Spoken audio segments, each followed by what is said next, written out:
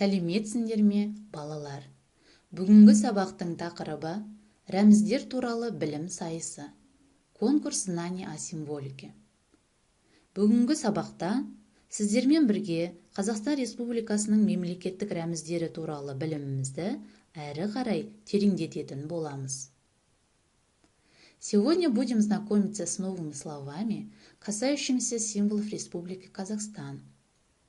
Қазақстан Республикасының мемлекеттік рәміздері: мемлекеттік елтаңба, государственный герб, мемлекеттік ту, государственный флаг және мемлекеттік гимн, государственный гимн. Елтаңба шаңырақ пішінінде бейнеленген. Шаңырақ бейнесі Қазақстандағы бүкіл халықтың ортақ отаны дегенді білдіреді. Государственный герб Республики Казахстан представляет собой изображение шаңырака. Образ шаңырака – это образ общего дома всех людей, проживающих в Казахстане.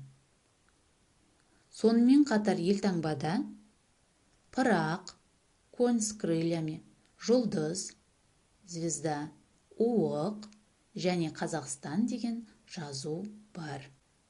Мемлекеттік туымызда қалықтаған қыран, орел, күн, солнце және ою орнамент бейнеленген. Мемлекеттік рәміздеріміздің ендігі бірі мемлекеттік гимн. Сөзін жазғандар: автор слов Жұмекен Нәжмеденов, Нұрсұлтан Назарбаев. Әнін жазған композитор Шәмші Қалдаяқов. Енді бүгінгі сабақтың жаңа сөздерімен танысайық. Жаңа сөздер: новые слова.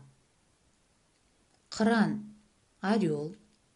Барыс, барс, ирбис. Тұлпар, конь, скакун. Қастерлейді, уважает, ценят. Тіршілік етеді, обитает.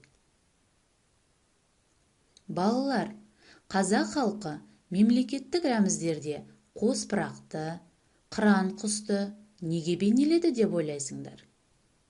Оның жауабын келесі мәтіннен бірге оқиық. Теперь читаем вместе, почему казахский народ так высоко ценят коня, орла и ирбиса. Тұлпар ең жүйрік, ақылды жылқы. Қазақ халқы тұлпарды батырға сыйлаған.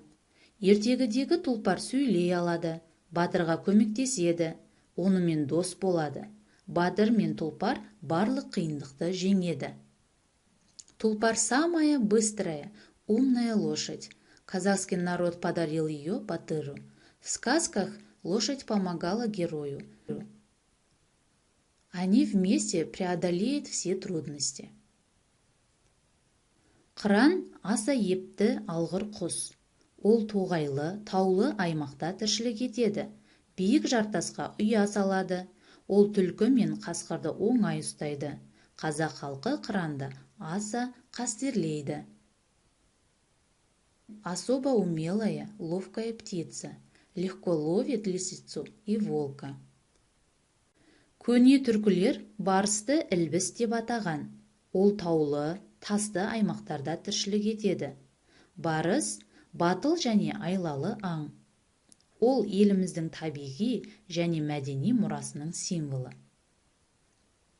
Ирбис – храбрый и хитрый зверь. Он символ нашего природного и культурного наследия. Көптік жалғауы. Окончание множественного числа. Заттардың көп немесе біреу екенін ажыратып айтуды үйренетін боламыз. Көптік жалғауы ларлер, дардер, тартер жалғаулары арқылы жасалады. Окончание ларлер прибавляется, если основа слова заканчивается на гласную букву и после букв «р», «у» и краткая. Например, «ту». Ту – флаг, тулар – флаги. Елбасы – глава государства, президент. Елбасылар – президенты. Окончание дардер Они прибавляются, если основа слова заканчивается на согласные, и также буквы М, Л, Н, Н, Ж, З. Согласно закону сингармонизма, если слово звучит твердо, то прибавим лар, дар, тар. Если слово мягкое, то прибавим лер, дер, тер. Дар, дер, они прибавляются, если основа слова заканчивается на согласные, и также буквы М, Л, Н, Н, Ж, З. Например, улан – юноша, уландар – юноши. Рәміз – символ, рәміздер – символы. Окончание тар-тер. Они прибавляются, если основа слова заканчивается на глухие согласные и буквы Б, В, Г, Д. Например, халық – народ, халықтар – народы. Мемлекет – государство, мемлекеттер – государство. Келесі оқу тапсырмасы. 5-ші тапсырма, 14-ші бет. Сөздерге қосымша жалға. Үлгі: батыр,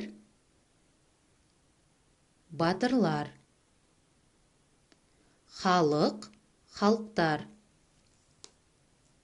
Оқу тапсырмасын дәптерге орындаймыз.